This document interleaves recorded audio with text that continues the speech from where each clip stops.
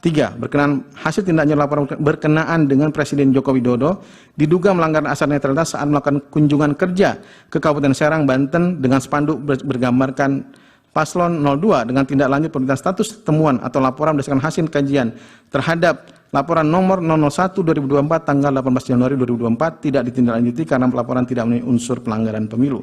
4. Bahwa berkenaan dengan dugaan pelanggaran pemilu yang dilakukan oleh Presiden Joko Widodo diduga melakukan kunjungan kerja ke Serang, Banten. Jokowi bagi bansos di Banten dengan spanduk berdasarkan paslon nomor urut 2. Bawaslu Provinsi Banten mengeluarkan hasil kajian terhadap laporan nomor 002 tanggal 18 Januari 2024 tidak ditindaklanjuti karena laporan tidak memenuhi unsur pelanggaran pemilu.